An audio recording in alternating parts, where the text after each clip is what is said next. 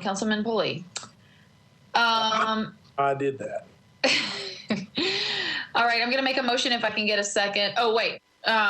Yes. So pursuant to Governor Lee's Executive Order number 78 regarding electronic meetings, I make a motion that this committee meeting agenda constitutes essential business of the Metropolitan Council and that meeting electronically is necessary to protect the health, safety, and welfare of Tennesseans in light of the COVID-19 outbreak. So moved. Can I get a second? Second. Perfect. Do I have any objections to that? Seeing no hands, voting in the affirmative. Councilman Rosenberg, Councillady Lee, Councillady Sepulveda, Councilman Sledge, Councillady Stiles, Chair votes yes, Councilman Pulley. All right. For resolutions, I have a consent agenda. I did have a question, though, and maybe Hannah or Director Cooper can explain it to me. So there's resolution RS 2021-802 and 803, but they both have the same description. Is this an error, or do we just have two resolutions recognizing TPAC for their 40th anniversary? I imagine one of them is a numbering error. If you'll give me just a second, I'll Okay.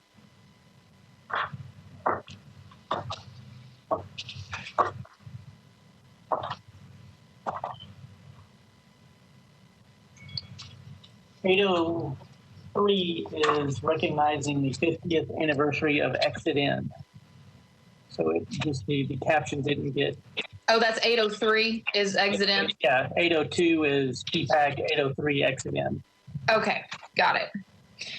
Okay, so if everyone understands that, does anybody need to pull anything off of consent? I've got RS 2021-788, 801, 802, and 803. If you'll raise your hand if you have something you want to pull off. Otherwise, I'm going to read the captions, and we will make a motion. All right, seeing no objection. RS 2021-788, I'm the sponsor, approves the election of certain notaries public for Davidson County. RS 2021-801, Syracuse, O'Connell, and others, supports HB 824 and SB 1029, currently pending in the Tennessee General Assembly to prohibit sports betting license holders from allowing bets to be taken where alternative financial services establishments provide flex loans, title loans, deferred presentment loans, or check cashing. RS 2021-802, Murphy and O'Connell recognizes TPAC for their 40th anniversary. And I'm going to get Director Cooper to read 803, RS 2021-803 by Taylor, Syracuse, and others, because I don't have that. Recognizes the 50th anniversary of the Exit In. Perfect. Do I have any objections to any of those resolutions? Please raise your virtual hand. I am seeing none. So for the record, voting in the affirmative for the consent agenda, Rosenberg, Lee, Sepulveda, Sledge, Stiles, Johnston, Pulley.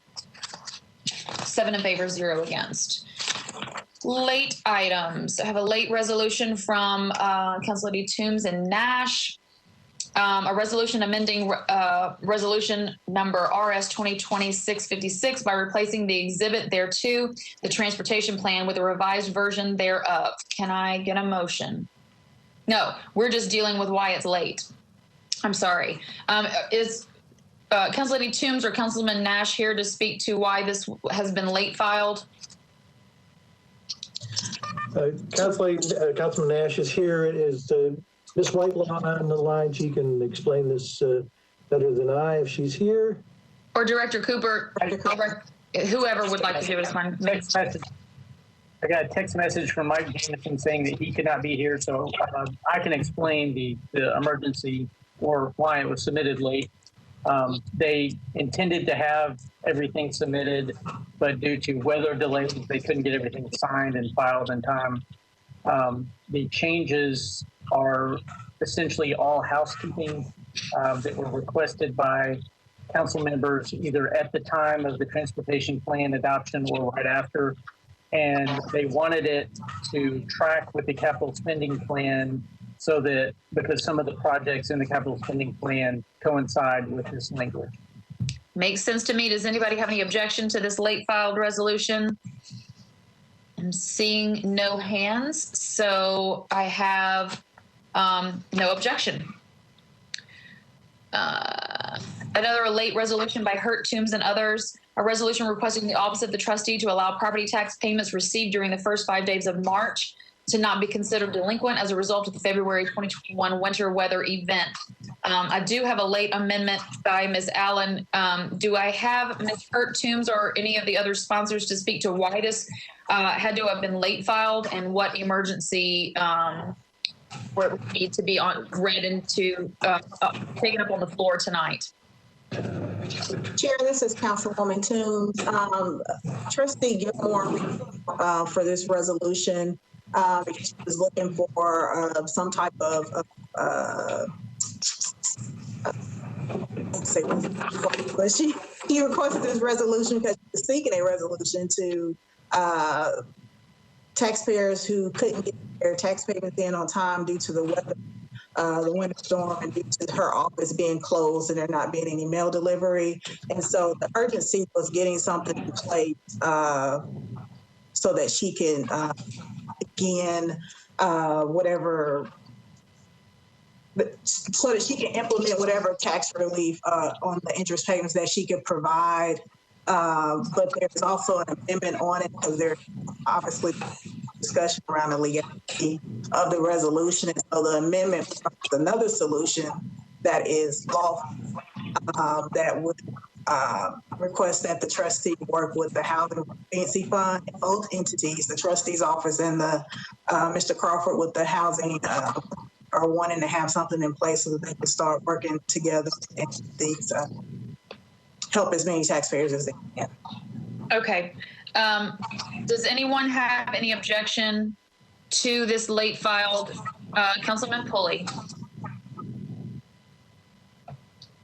Yes, is it the intent of the sponsors to advance this bill at this meeting? Because my understanding is different from that.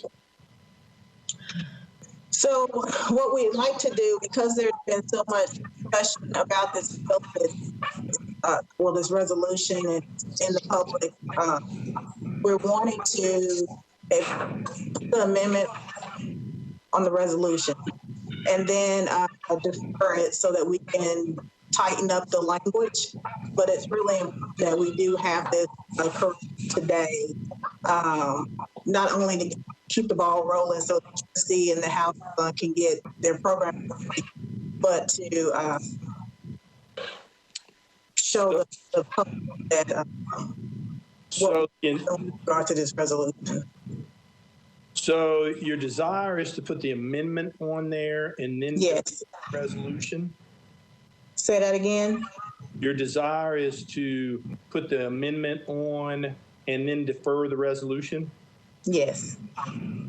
And can you explain to us what the purpose that serves if the resolution is going to be deferred? Why not put it on? Why not put the amendment on at the next meeting when the resolution be timely filed? Again, this is a preliminary request, and so on her timeline and what her comfort level is in regard to what she has to do on her end, and her preference was we move forward with the resolution, at least putting the amendment on there, and then earn it. And I see Councilwoman Allen. I don't want to speak. Whose desire was it to do this? I'm sure I didn't catch it. Coming in and out.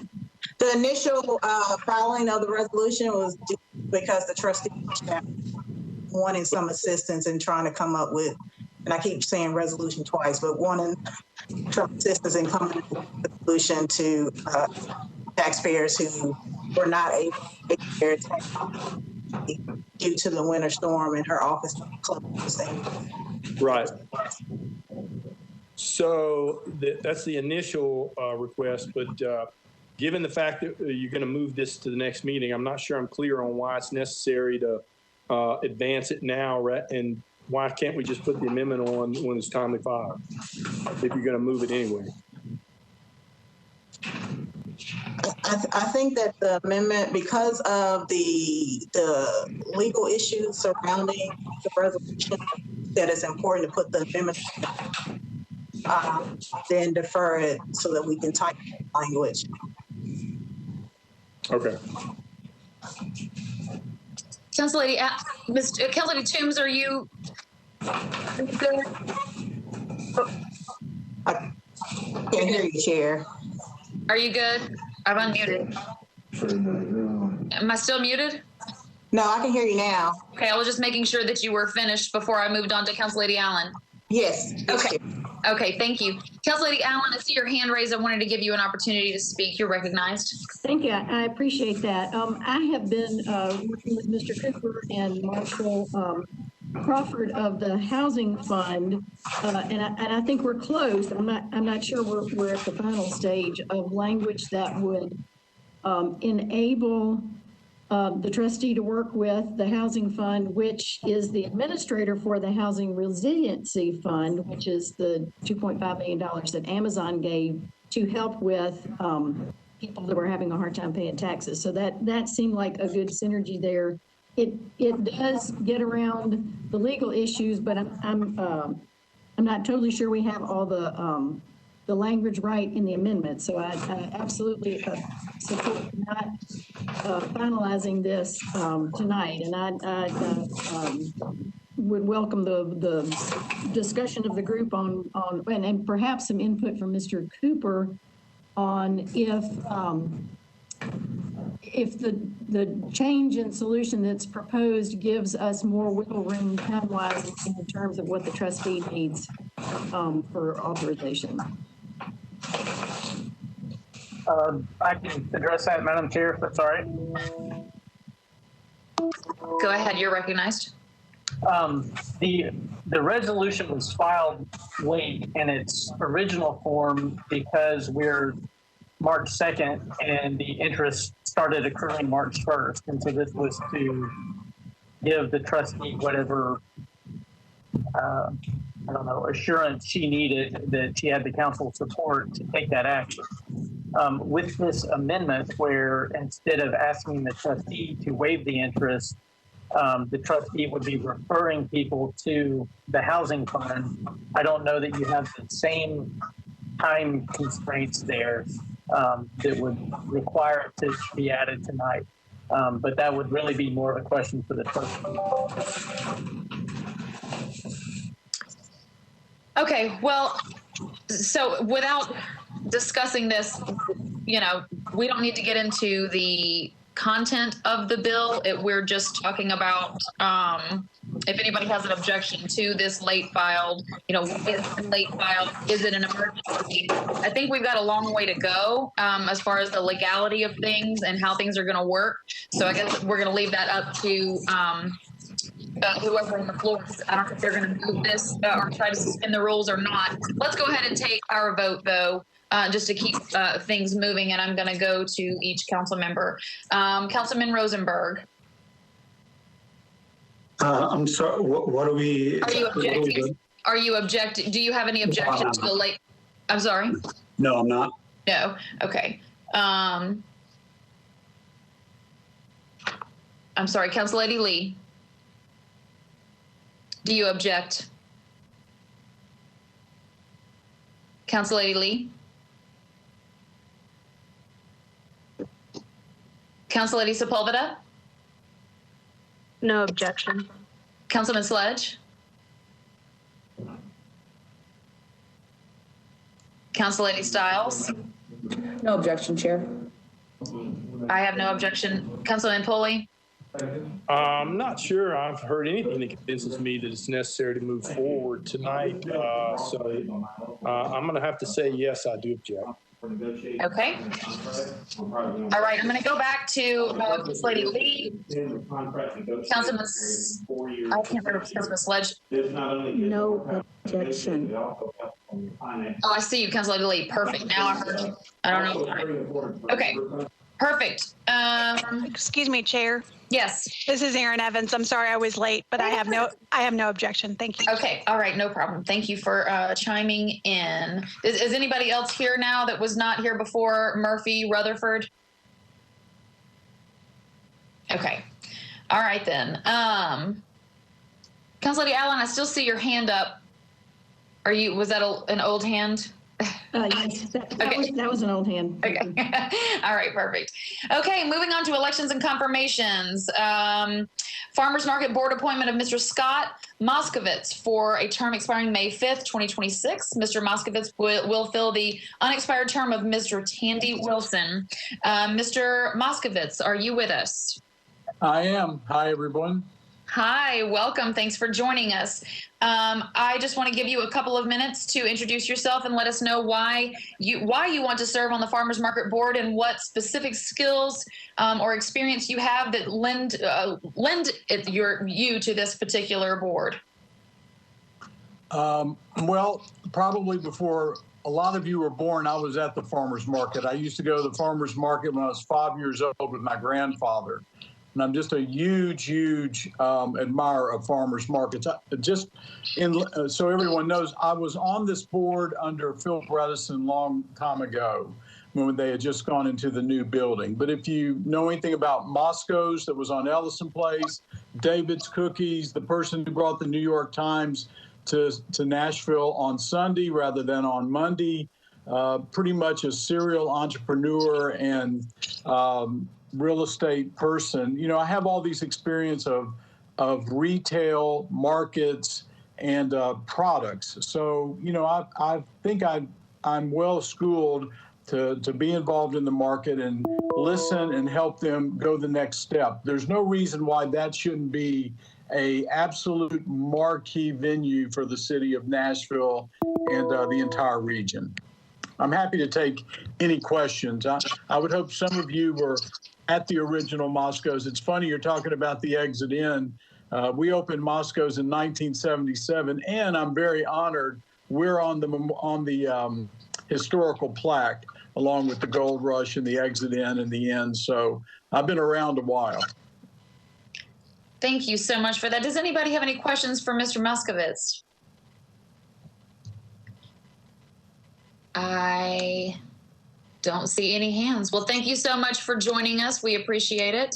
And I'm going to take all of these on a consent unless there's an objection, just in the interest of time. Moving on to Fire and Building Code Appeals Board, reappointment of Mr. Cal Nielsen for a term expiring March 1st, 2025. Mr. Nielsen, are you with us? Hi, Chair. This is Elizabeth Waits. We weren't able to make contact with Mr. Nielsen, so there's no questionnaire before you all. Oh, okay. Well, I will so it shouldn't have been on the agenda. It was already on the agenda. The timelines kind of overlap. Gotcha. All right, moving on to the Nashville Education, Community, and Arts Television appointment of Ms. Jinjin Lin for a term expiring February 5th, 2024. Ms. Lin, are you with us? Yes, I'm here. Hi, thanks for joining us. And we'll give you a couple of minutes to explain why you would like to serve on this particular board and what experience or knowledge you have that would make you particularly beneficial to this board. Okay, I am the founder and director of Chinese Art Alliance of Nashville for over a couple decades. And I have been around in Nashville for a long time. And I have been managed the nonprofit for a long time. Also an artist. I'm a dancer and choreographer here in Nashville. And I have Master of Fine Art background and also accounting background, both. Perfect. Thank you so much. Does anybody have any questions for Ms. Lin? I'm seeing no hands. Well, thank you so much for joining us tonight and for being willing to serve your community. The second appointment, absolutely. Ms. Bryn Plummer, also to the Nashville Education, Community, and Arts Television appointment for a term expiring February 5th, 2024. Ms. Plummer, are you with us? I'm here. Hi, thank you for joining us. I'm going to give you the same a couple of minutes to explain why you would like to serve on this particular board and what experience or skills that you have that would make you particularly beneficial to this board.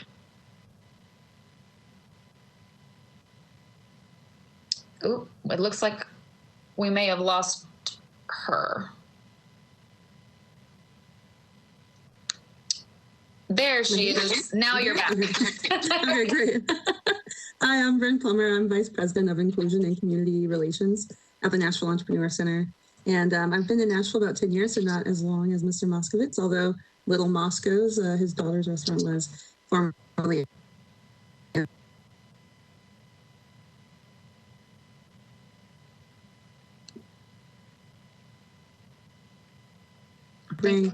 There she is. Sorry, we're having some.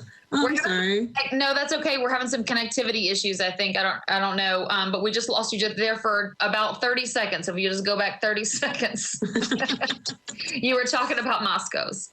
Oh yeah. Okay. Well, I'll just say background in public education and then entrepreneurship as well, and then quite a bit of hosting and events around Nashville. And my main mission in working with NECAT is to make sure that as many people as possible know that it's a public access and public utility that they have access to as by virtue of just being here in Nashville. So hoping just to bring more attention and awareness to what NECAT is and hopefully get more people to use it. Thank you so much. Does anybody have any questions for Ms. Plummer? I am seeing no hands. Again, thank you, Ms. Plummer, for being willing to serve your community. And with that, I have a consent agenda for all three of these appointments. And does anybody have any objection to any of these appointments? For the record, voting in the affirmative, I have Rosenberg, Evans, Lee, Sepulveda, Sledge, Stiles, Chair Johnston, and Pulley. And with that, I believe we are adjourned. Thank you so much.